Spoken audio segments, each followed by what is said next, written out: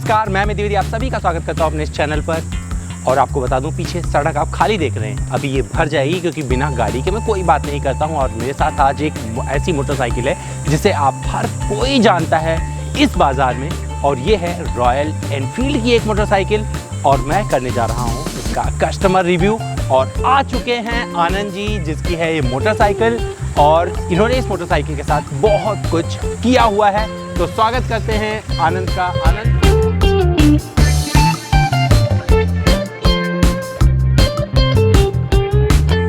तो आनंद से बात करेंगे और इनसे एक एक चीज़ इस बाइक के बारे में जानेंगे। अगर आप उनसे कोई सवाल करना चाहते हैं, जुड़ना चाहते हैं, तो मेरा इंस्टा हैंडल है amit.dwivedi।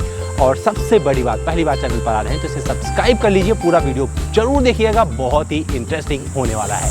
तो दोस्तों शुरुआत करते हैं, और आनंद जी आ गए हैं। सबसे पहले मास्क लगा लेते हैं, लेकिन हमने सोशल डिस्टेंसिंग पूरी रखी हुई है तो आपको कोई शिकायत नहीं होने वाली है। तो आनंद भाई कैसे हैं आप? मैं बहुत अच्छा हूँ। मैं सबसे पहले जानना चाहूँगा, इस मोटरसाइकिल को आपने कब खरीदा था? अच्छा, आपने मास्क लगा लिया है तो मैं निकाल लेता हूँ क्योंकि थोड़ी आवाज़ मेरी बुलंद रहेगी जी, क्योंकि सोशल डिस्टेंसिंग है, इसमें कोई इशू नहीं होने वाला है। तो आपने ये मोटरसाइकिल रॉयल एनफील्ड की इंटरसेप्टर कब खरीदी थी? सर ये मैंने करीबन लास्ट ईयर खरीदी थी अप्रैल में, तो मुझे लगभग 14 महीने इसके हो गए अब। 14 महीने जी। क्यों खरीदी थी? बस अपग्रेड करना था मेरे को, और उस टाइम पे मेरे को लगभग 3 लाख रुपए में इससे बेहतर कोई क्या ऑप्शन चलाते थे आप इसके पहले? क्लासिक 500। तो वजह क्या रही? क्योंकि आप क्लासिक 500 से आप इंटरसेप्टर पे अपग्रेड कर रहे थे, तो मतलब आप कहाँ पे ज़्यादा राइड करना पसंद करते हो? मैं हर तरीके की राइड पसंद करता हूँ, लॉन्ग रूट जो भी हो, प्लेन रोड्स पे या फिर माउंटेन्स में। अच्छा। और पुरानी से मेरे को बस अपग्रेड करना था क्योंकि उसमें वाइब्रेशंस वगैरह काफ़ी थे। फिर ये एक अच्छा ऑप्शन आया तो मुझे लगा कि वाई नॉट। तो आपने अब तक कितने किलोमीटर चला लिया इसे? ये लगभग मैंने 8600 के करीब चला लिया है इसको। 8600 जी। आपने इस पर सबसे ज़्यादा क्या किया है? स्ट्रेट किया है या फिर टेरेंस किए हैं, या पूरा ज़्यादा सिटी राइडिंग रहा है, क्या रहा है? मोस्टली हाईवे एंड सिटी रहा है। बस एक बार मैं लास्ट ईयर स्पीति वैली गया था जब आप मुझसे मिले थे, और इसके अलावा मैंने राजस्थान की एक इससे लॉन्ग ट्रिप की थी। आपने एक चीज़ जिक्र किया था कि स्पीति में जब आप गए थे तो आपको कुछ इश्यूज़ आए थे इस मोटरसाइकिल के साथ, क्या अभी भी वो चल रहे हैं? इसमें मेन इशू आया था जो इसका सॉफ्टवेयर अपडेट का था, जो इसमें ECU है, और उससे कंबशन प्रॉपर नहीं हो पा रहा था, तो पावर लॉस बहुत ज़्यादा हो रहा था मेरे को ऊपर हाई एल्टीट्यूड पे। तो उसके लिए मैंने सॉफ्टवेयर अपडेट करवाया था, तो अभी मुझे एश्योर कर दिया गया था कि अब दोबारा नहीं होगी प्रॉब्लम। पर मैं उस चीज़ को टेस्ट नहीं कर पाया क्योंकि मैं उसके बाद इतना ऊपर कभी नहीं गया। हाईवे में आपने सबसे लंबी दूरी के कौन सी तय की है इस मोटरसाइकिल से? मैं राजस्थान ट्रिप मैंने किया था, तो एक दिन में मैंने लगभग 450 किलोमीटर इसको चलाया था। 450। तो उस दौरान कोई इशू आया या आपको? नहीं, कोई इशू नहीं आया। बस हाँ, इसमें एक हल्का सा इसका हैंडल वॉबलिंग का इशू था, जो ये हिलती है काफ़ी 80-90 किलोमीटर पर आवर के बीच में।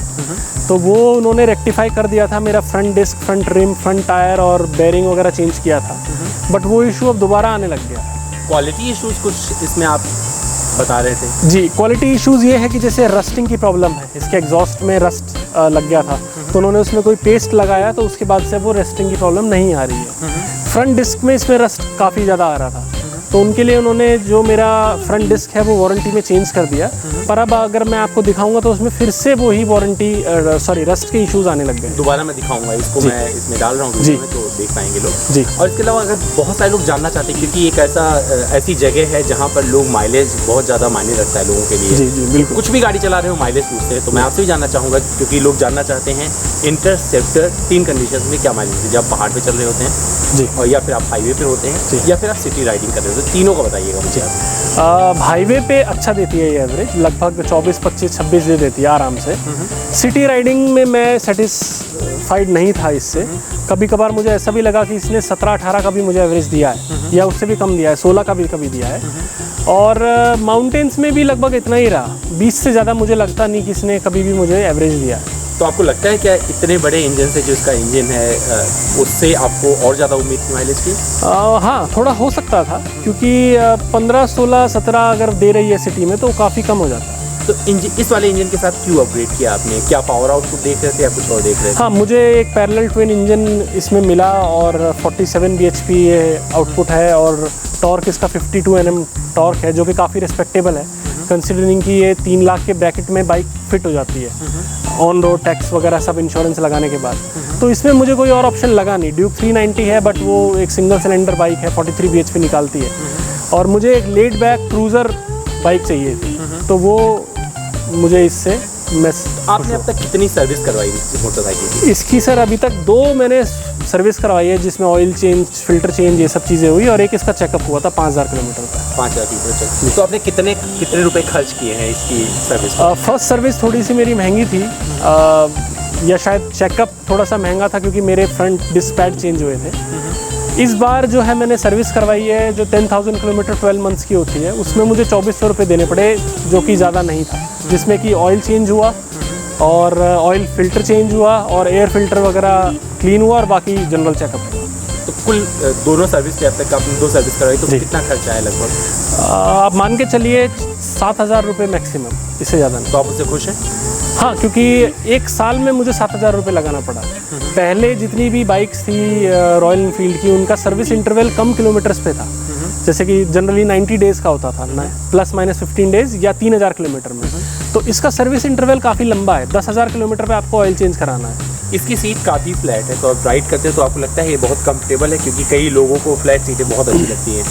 अब इसकी सीट ठीक है, मैं ज़्यादा इसको कंफर्टेबल नहीं कहूँगा, मैं इसको ज़्यादा अनकंफर्टेबल भी नहीं कहूँगा, पर हाँ ऑब्वियसली अगर आप क्लासिक से कंपेयर कर रहे हैं, हिमालयन से कर रहे हैं, तो वो बाइक्स इनसे ज़्यादा जो है कंफर्टेबल आपको लगेगी। पिलियन बिठाने का मौका मिला कभी आपको? पिलियन, हाँ, मेरे दोस्त वगैरह लोग बैठते रहते हैं, मैं भी खुद पीछे बैठा हूँ इसमें। कितने खुश थे आप, और जब पिलियन बने या फिर जो पिलियन बैठा वो कितना खुश? नहीं, मैं तो खुश नहीं था, क्योंकि अगर आपकी हाइट थोड़ी सी ज़्यादा है और आपके पैर काफ़ी ऐसे अपराइट पोजीशन पे रहते हैं और पीछे भी कोई सपोर्ट नहीं है, और इसका सीट का जो जिस तरीके की शेप है, आपको पीछे बिल्कुल सपोर्ट नहीं मिलता, तो you are in a very uncomfortable position and you can't sit for a very long time. इसका सामने से जो लुक है, अगर मैं इतना पार्ट ऐसे करके छुपा के किसी को दिखाऊं तो बड़ी बेसिक लगती है। हाँ। आपको लगा नहीं कि ये कुछ ज़्यादा ही है, थोड़ा सा फिश होना चाहिए था थोड़ा, और इस पे मेहनत करनी थोड़ा किया जा सकता था, नो डाउट। इसमें एक फेयरिंग आती है छोटी सी, जो रॉयल एनफील्ड ही देता है, जो मैंने नहीं लगवाया अभी तक। बट हाँ, यू आर कम्प्लीटली राइट, एकदम रेट्रो लुक्स हैं इसकी, विंटेज लुक्स हैं, और फ्रंट हेडलाइट काफ़ी बेसिक है। अच्छा, तो आपको लगा जैसे कभी रात में राइड कर रहे हो रोशनी की कमी? हाँ, मेरे को हल्का सा हुआ, पर क्लासिक 500 के कंपैरिजन में ये बेटर था। बट हाँ, ऑब्वियसली लोग जो हैं एक्स्ट्रा हेडलाइट्स लगवा लेते हैं, फॉग लैंप्स लगवा लेते हैं, तो वो आप जब टेरेंस पे थे तो वहाँ पर एक आप बात का जिक्र कर रहे थे कि पिरेली के टायर्स हैं जो कि कंफर्टेबल नहीं है, खास करके जब वहाँ के ऑफ रोडिंग में आते हैं तो बहुत मुश्किल होती है बाइक के लिए। जी।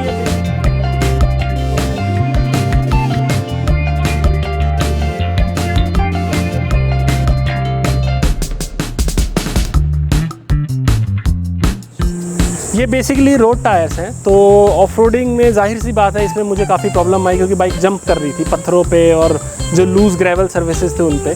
पर हाँ, अगर आप इनको रोड पे चलाएंगे, हाईवे पे चलाएंगे, तो आपको कोई प्रॉब्लम नहीं आएगी। पर मे बी बेसिकली लोग अगर आप चेंज कर लें, मिक्स टायर लगवा लें जो रोड और ऑफ रोड का मिक्स हो, तो शायद ये प्रॉब्लम ना आए।